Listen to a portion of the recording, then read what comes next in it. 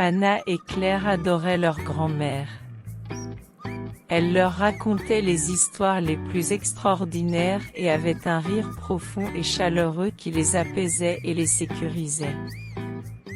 Leur histoire préférée était celle qui parlait de la danse des esprits du ciel, lorsque le ciel s'illuminait au nord, vers le mois de mars et de septembre. Leur grand-mère leur racontait que c'était la plus belle chose du monde.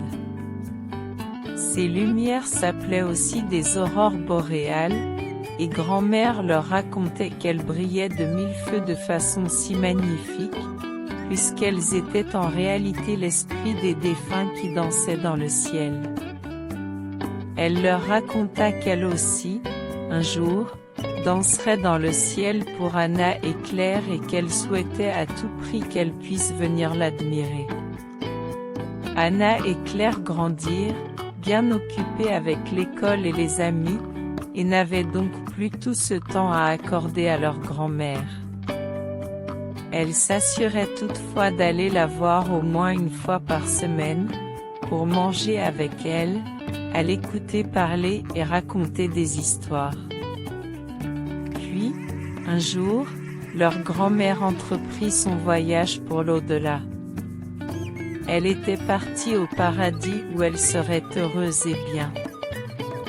Anna et Claire promirent qu'elles iraient voir les esprits du ciel danser pour que leur grand-mère puisse les voir éveillés sur elles de là-haut.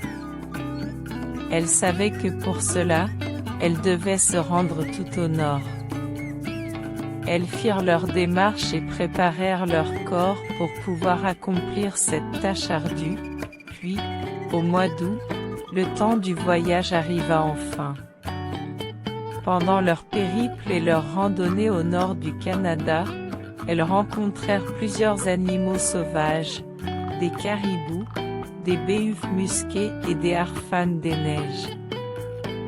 Une nuit, lorsqu'elles dormaient en forêt, une meute de loups se rapprocha de leur tente.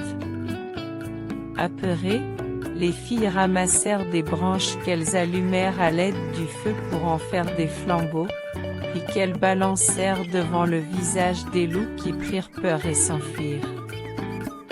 Tandis qu'elles approchaient enfin les glaciers où elles verraient les esprits du ciel, où leur grand-mère avait elle-même vu les aurores boréales pour la toute première fois, elles aperçurent un énorme ours polaire. Par chance, elles portaient dans leur cœur une grande affection et un grand respect pour l'ours polaire, comme grand-mère leur avait enseigné, et donc il poursuivit sa route sans les déranger. Puis, en début de soirée, elles arrivèrent enfin à destination. Elles firent un petit feu pour cuire leur nourriture et burent des tasses d'eau chaude pour se garder au chaud. Tandis que le soleil traversait les lignes de l'horizon, elles commencèrent à avoir très froid. C'était la nuit la plus froide de la saison et elles commencèrent à s'inquiéter. Le ciel se fit de plus en plus sombre, et elles entendirent un gros bruit sourd au loin. Leur première pensée fut que c'était du tonnerre, mais il n'y avait pas un seul nuage dans le ciel. Soudainement le ciel noir se remplit de longues lignes vertes, qui dansaient et ondulaient.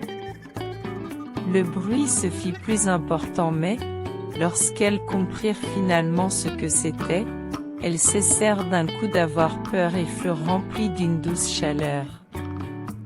Au même moment Anna et Claire s'écrièrent, « C'est le rire apaisant de grand-mère qui rit avec joie, à veiller sur nous avec les esprits du ciel. »